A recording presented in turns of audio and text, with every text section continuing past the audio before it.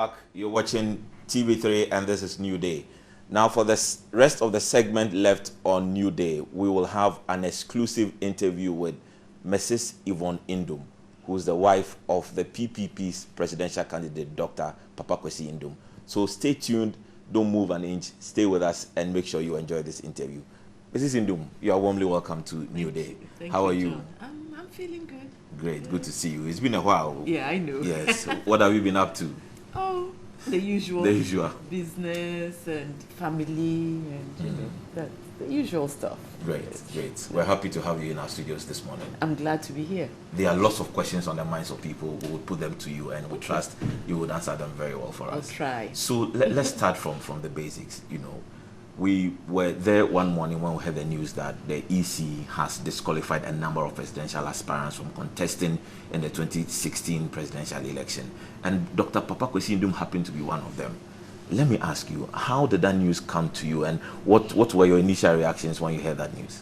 It was actually shocking because it was unexpected and it was just shocking, you know. And then when we found out the reason as well, it was oh wow, you know, it wasn't like one of the major ones like asset declaration or, you know, 2/3 of the officers in the district. Right. Or audited accounts, you know, and we said, oh, okay, well, administrative, you know, procedures. So it was really a bit shocking. Wow, I see. Now, it appears that in this particular year, Dr. Nduom's quest to become president has been met with a lot of drawbacks, you know, right from the disqualification to the time when you wanted the opportunity to meet with the EC personally, to talk to the EC, and even with the court cases up and down and all that. How has these things, or how have these things affected the campaign for this year? Oh, well, I think it has affected it a little bit because it's distracted them. So instead of focusing on campaigning, you know, we are dealing with the lawyers and all of that. So in a way, it has affected it. However, you know, Dr. Nduom multitask all the time. So as we speak, you know, I mean, he's coming down to Accra this morning. He was in the north, still campaigning, and with the view that everything will go well. And also to support his parliamentary candidates. So it's not like he stopped, you know, sitting somewhere moping around, you know, that he's been disqualified. But he's actively working. Okay. I see. So that's what he's been doing. I see. That's interesting. Now, yesterday we heard the news that, well, the Supreme Court has ordered the EC to allow the PPP to make the necessary amendments and corrections and all that. Now, from your point of view, from where you sit, is this something that PPP can indeed meet the deadline and will correct all the issues that have come up in the nomination forms? I believe they will. Okay, I believe it's all about, you know, planning and execution, and I think they will. It's rather unfortunate that they thought they just had one sheet of paper to correct, and now it appears there are, you know, other minor issues that, and you know, previously, well, people would say you shouldn't go back, but there's a way of doing things, and previously they would have been called, all of them. It isn't like this is peculiar to PPP. I mean, almost all of them. NDC were called, you know, NPP. Almost everybody, you know, had a chance to amend or clarify whatever issues that they may have. So you would have thought also that the others would have been given the chance to do that. So, I mean, being hit suddenly that, oh, it's not just one, but there are other minor issues, but they've taken it in stride. And they are going to, you know, there's no reason to get bent out of shape and all of that. It's just, well, these are the issues, just do them, clear them, and we'll be done. Great. You know, some have argued that it appears that the EC has taken a certain posture against the PPP. You are very close to Dr. Nduom. We want to understand, is it that kind of mindset he has as well, that this is a deliberate attempt to ensure that he doesn't get onto the ballot and eventually end up as president of Ghana? Is that how he is perceiving all these things surrounding this particular year's election? Well, you know, Dr. Nduom is actually quite different in a way. He just sees these things as temporary setbacks. Okay, they are temporary setbacks, issues that you need to clear. I mean, if somebody has an agenda, well, it's their agenda. His agenda is to get on the ballot box, and that's what he's working on.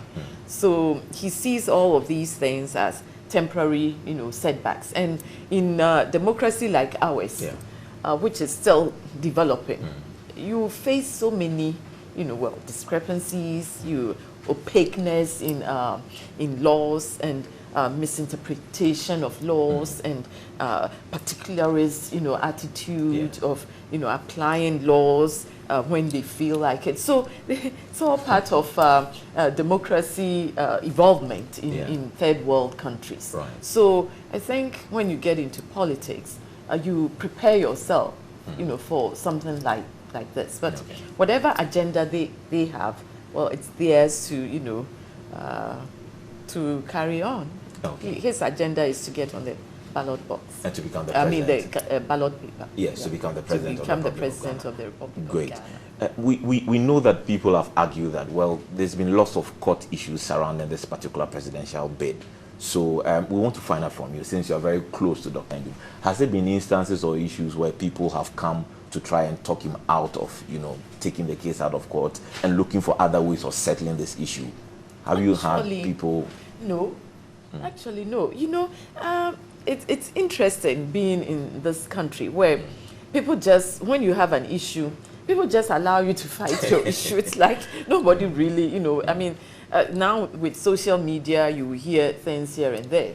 But most people are like, well, let him fight it. Wherever it will take him, well, it's okay. And nobody really, only a few people have actually spoken out. But everybody, seems to, sit on the fence and look on. But that's also dangerous. It really is dangerous because, like, some people say, you read here and there, you sit. I used to have a quotation from somebody about a German about the Nazis, where people sat unconcerned. When they were coming for the socialists, they said, oh, I'm not a socialist, so I didn't speak up. They came for the trade unionists, oh, I'm not a trade unionist. Didn't speak up. When they came for the Jews, it's like, oh, well, I'm not a Jew, and then he didn't speak up. And then when they came for him, there was nobody left to speak up for him. So this is what things are, we tend to allow people to just fight their own battles. Nobody will come to your aid. A few people have. Quite a few, prominent voices have spoken out against what is going on. Nobody really understands, but there were new laws, and the new laws should have been well interpreted to and clarified, to the aspirants. But however, everybody, from my understanding, everybody made mistakes, administrative mistakes, and they were given the opportunity to correct those errors. So that, I guess, is the issue. So that's what the judges have also ruled on. Yes. So, that's what it is. And as I've always said, we all go about talking about peace. Everybody is praying for peace. I do. I wear T-shirts, with peace on. But then, when you really think about it, there will be no peace without justice. And I think our judiciary, now, the judiciary understands this, that there should be justice so that we can have peace, And they've ruled, and now everybody now has all the disqualified people, at least, even though it's rushed, you only have like 24 hours to correct. People will try. And we'll see, make sure, Okay. So, interestingly, for this particular decision the EC took, there were some other people, based on the issues on the nomination form, they decided to pass it on to the CID or to the police to investigate, to try and get some finality to it, because they've raised issues of criminality. Now, there was an instance like that in the PPP's form, where one person, Richard Asiedu, has been, asked to continue investigations or conversations with the police to see whether there's an element of criminality involved in it. Do you have any update as to what has happened? Well, I really do not. All I know is that Richard Asiedu did not sign 2 forms. For sure, he did not sign. He did not sign for 2 forms. So that's all I know.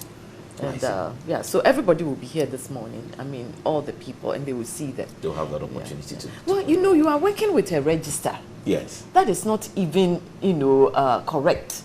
The register is bloated. There are so many, errors. And with alphanumerics, is, when you have an alpha and then new numbers. And when the alpha is mixed up and you have the same number, the database will bring up somebody's name, okay, instead of, who the person. So there is a clear, path, and they understand, and they would know about that too.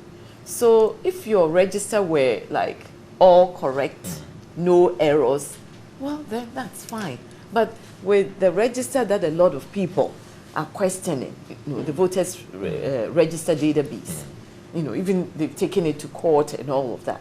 So what grounds do you even have that if somebody is using that database and makes, an error, well, then it's just both the two parties, isn't it? I see. Yeah. Yeah. So as you rightly put it, Richard Asiedu and all the other people involved are available. They are available. And they will meet with the EC to ensure that they this are is available, trashed out. yes. Okay. Now we have less than 30 days to the election, and with all these drawbacks and all that, has it not taken the wind out of the sail for the PPP? Do you still see hope at the end of the day? I still see hope. And when they may have taken the wind out of the sail, but then another wind will blow somewhere. You change direction and you see where the wind will take you. So that it's not like they are sitting there. I mean, Dr. Nduom is not like that, and the PPP is not like that. PPP started just barely, like when we went for the first elections, they had been as a party, they had been a party for 8 months. Right. And even look what they did. They were focused, they worked hard, and even though they didn't get a lot of votes, still they were the third, party. So this is an infant, party. Now they've gotten 4 more years to it. Okay, so they are well organized. Do you hear bickering within the party? No, but there are so many people in the party as well. And so they know if you take the wind out of the sail, you face another direction, where there will be a stronger wind, and perhaps that will even be a greater, path for you to sail. I see. Yeah. So looking back at 2012, you were with Dr. Nduom on most of the campaign trips and all that. Comparing it to 2016, when you go back to the same grassroots and engage with them, do you get a sense of feeling that, well, people think that it is time for Dr. Nduom to be president of Ghana? Well, they do. But we need to get into the psychographic or the mindset of people, and I believe that Ghanaians are not, most of them are not too comfortable with change. However, when we go, we get more enthusiastic, response, and because people see that their lives have not changed much for the better. Even though they don't like a lot of change, they still want the basic amenities in life. Right. They still want good drinking water.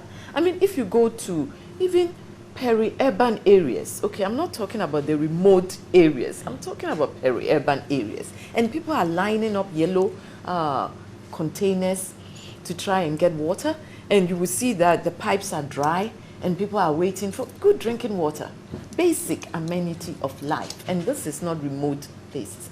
By this time, we would have thought that water, power, and all of these basic things that people will have access to, and that people will not be struggling. We talk about cholera in the central region, for instance. And one of the ways to prevent cholera is just to wash your hands. But when you go, you see that people don't even have water to cook and drink. Where would they get the water to consistently be washing their hands and soap? That's how serious it is. And, people sit in Accra.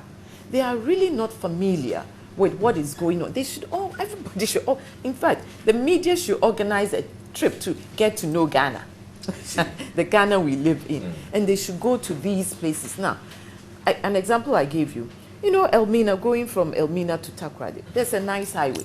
Right. Okay, you just branch to the right, you go like 5 minutes, and you would think you are in a different, part of the country totally, like some remote area. No electricity, no water, children with distended, stomachs. Children are even what really gets to me. When I see, because now I've got, my children are all grown. Now I've got grandchildren. So I always look at my grandchildren and, I think, oh my gosh, why can't they also have, a good life? So Dr. Nduom, for instance, his goal is to ensure that the basic amenities of life everybody, every Ghanaian gets it, not just the people who live in the urban areas. Okay. We'll get into what Dr. Nduom has to offer for the country, but Right. let's also look at 2012. It's been said by the political experts that, well, PPP never got a seat in parliament. Yeah. Do you think that in 2016 the strategy has changed and therefore we should expect a number of seats for the PPP? Well, the strategy has changed. However, again, here, predicting something is not as precise and clear, and realistic as even maths or science. It's because a lot of people vote on tribal affiliations, emotional, feelings, and not really on issues.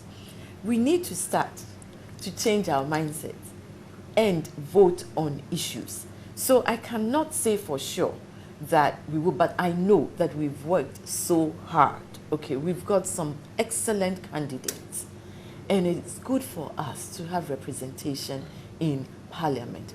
It is for us to give the message, and it's for the people to understand that we need a variety of voices in Parliament, as in the UK, as in everywhere else, in all these other European countries, as in France. France has over 20 parties, political parties. They have a lot of different, alone.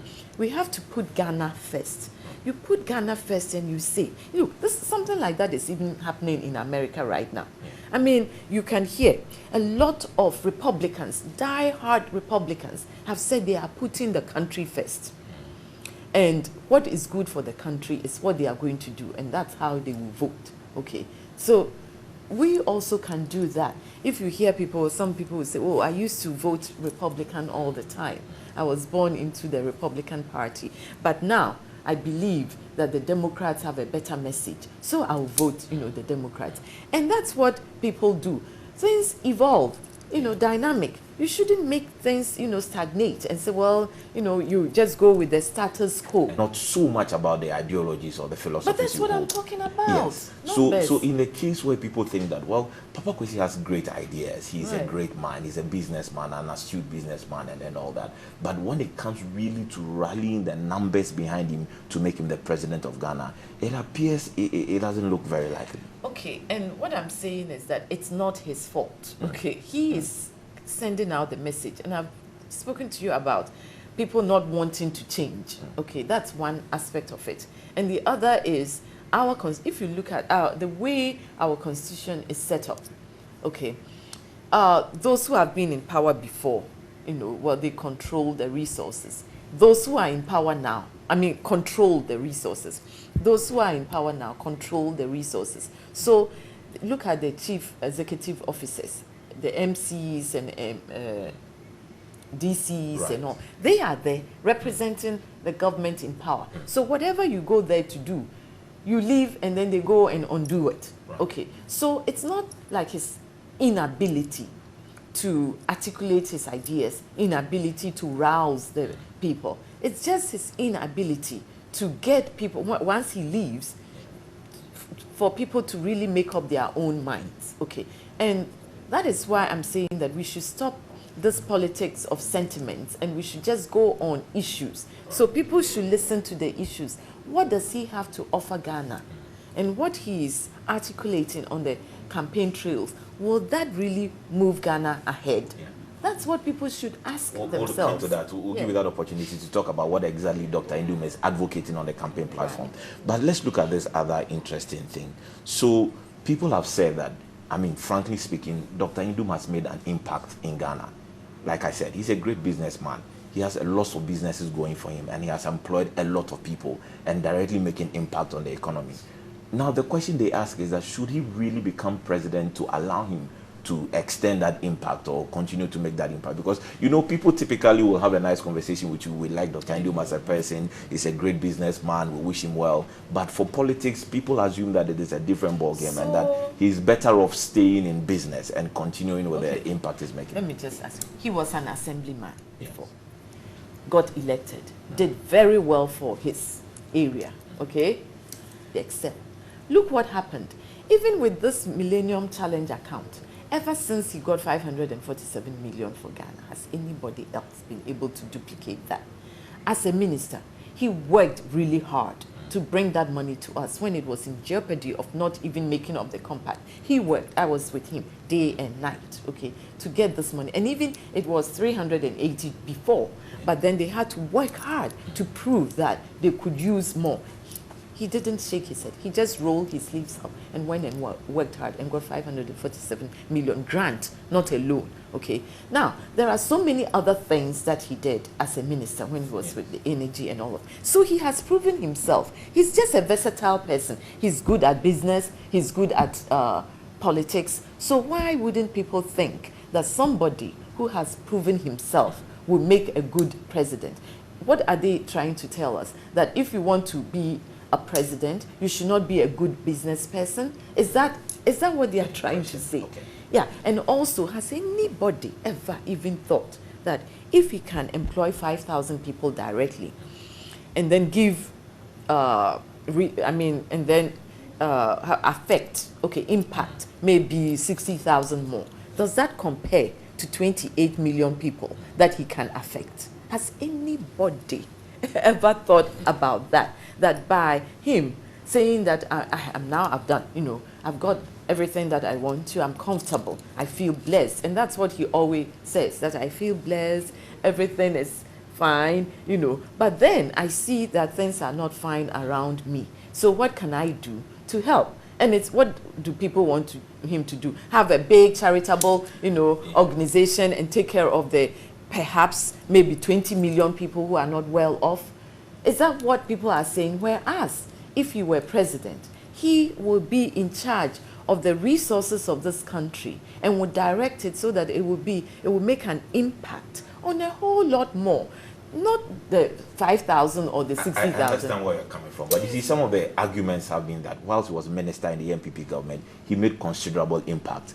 And therefore, you should have stayed with the New Patriotic Party. That's the argument people make, that, well, he had the opportunity, he brought in the Millennium John, Challenge. let me just tell you something. Yes. People have convictions. Right. Okay. Dr. Nduom made it clear to ex-President Kufuor that at that time he was CPP. Yeah. So, but he believed in all inclusiveness. Ex-President Kufuor believed in all inclusiveness. Right. Just like even in the US, in the UK and all of that, people have coalition government. You may have a totally different, ideology, but for the sake of the country where you want it to go, you can put your own ideology aside and form a coalition and work together to move the country ahead. This is what he was doing. He went in there to help, okay, as a person with a different ideology. And look, where he was coming from, I mean, the NPP people are conservatives. They are like the Republicans. We need to look at them, even though they are some sort of a hybrid, I mean, they don't really toe the right-wing, but they are conservatives. Ask them. They are the conservatives. They even have the same symbol as the American conservatives and the same colors as well. So they are conservatives. But if you form a coalition with conservative right wing and then, left wing, you get the best. Okay, so you move them in the center a bit. So a bit of this, a bit of that. So that's Dr. Nduom's, thinking, that I will just go in there, offer my services for the good of Ghana. That's what he did. Okay. People just do not understand. And he's been saying a lot that you make me president, that's exactly what I'm going to do. I'm going to go and handpick people. It doesn't matter where they come from. Yeah, just so long as they can do the work, you will be in there. All inclusiveness. And this is also against not a party member, you don't even get to go to cocktails. you don't get to go anywhere if you are not invited to such events. Right. So is this the Ghana we want? After elections, we should forget that. After elections, again, we really do not have the luxury as other developed countries have. Okay. We don't. We are still developing. We haven't gotten there. So, in such situations, we have to have different measures, okay, to make sure that we get there. And we get there, we accelerate our going there. It's not just taking our time, you know, yeah, and then getting there. So that brings me up to this very important question. In 2012, Dr. Nduom went out there into Ghana and sent a particular message across. Unfortunately, he didn't make it as president of Ghana. In 2016, is he still sending the same message, or what has changed about his message to the people? That this time around, the expectation is that people should buy into it and then vote him as president. Okay, I think this time around, it has been more on jobs. Job creation. Job creation, wealth creation, job creation. So I think this time the message is more about job and about education. Because education, you know, what we've been talking about is free SHS. That's what everybody is talking about. Well, Dr. Nduom is not talking about just free SHS. He's saying that before we can really move ahead, every single child should have the opportunity to be educated, every single child. And therefore, he's going to use the constitution that says there should be free, compulsory, universal basic education. What is universal basic education? And where is the compulsory aspect of it? So he is going to take that and make it work. But what he's going to add is to add another C, which is continuous. So there will not be a break at JHS where majority of the students fail. Right. Okay, fail. And they go walking around with 9 years of education. What he is saying is that for any country to really get ahead, you need 12 years of education. So it will be continuous. If you get to JHS, for instance, and you want to get out of your stream, okay, so if you go to John Paul school, all right, and then John Paul has SHS, right, but then you get to JHS, you don't want to go there. You can go to Holy Child, or you can go to St. Louis, or you can go somewhere else. It's up to you, so long as you satisfy the entrance requirement over there. But the other people can choose to stay in John Paul and continue all the way to SHS, so nobody will drop. Or you get to JHS and you think that you are for the trade, you know, you are strong there. Then there should be a channel through which you can maybe go and learn masonry. Masonry is not just through apprenticeship. You can't just go and watch and try to understand. There's some technicalities you can also learn. So he's talking about job creation, he's talking about education, and what else is he talking about? And health. So these are the 3 pillars of what he's campaigning. And I'll tell you something about health. At the moment, you know, there is cholera outbreak in the central region, which is really terrible. Okay, and then people are not paying attention to even malaria. But you know, malaria affects 40% of the population. All the time, 40%, they are sick with malaria. And when you get sick with malaria, you are off work maybe 1 to 2 weeks. And then the money you will spend on the it affects productivity. It comes. But do we care that 40% of our active workforce is actually sick with malaria? We don't care, because we think, oh, it's malaria, it's lived with us for some time. So it's about prevention, creating jobs, education, and then health. Right. Before we wrap up, let me ask you, you know, you've been actively involved in this campaign, and as the wife of a presidential candidate, do you really think that the wives of presidential candidates indeed have a role to play in ensuring that their husbands become president? I think we have a role to play in everything we do with our husbands. Okay, I have a role in supporting. Yes. I support my husband. I believe in my husband. So for me, my role is to support my husband. I keep telling people, if my husband made shoes, I would be selling shoes. Yes. So he's into politics. So I have to also support him. And I feel that every spouse of a presidential candidate, feels the same. I won't tell them what to do. Right. Okay. I know what I want to do. I know what I have been doing. And I think it's really up to them to also decide how they want to support their husbands. Okay, yeah. Let me push you to this is the final question, and then we're done. I know women are very intuitive, you know. Now, listening to your intuition, adding to the fact that you go to the grounds and you campaign with Dr. Nduom, are you confident that the PPP will win this election? Okay.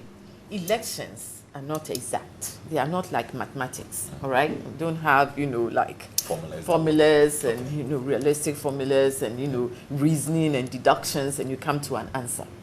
All I'm saying is that if Ghanaians will listen to issues, if Ghanaians will even think about the fact that he's taking a woman as a vice presidential candidate, an accomplished woman who would actually come and support the 51% population here in Ghana. If people will look at all these issues, what he has done for himself, what he is capable of doing for himself, if Ghanaians will listen, and if Ghanaians will vote on issues, on their future, on where they want Ghana to be, if they will vote that Ghana should be paramount, and they understand that we are not where we can be, then he will win. You become president. Yes. All right. It's been a pleasure talking to you. Thank you so much, Mrs. Nduom, for spending time with us. So viewers, that was Mrs. Nduom, and I'm sure you've heard everything that she said.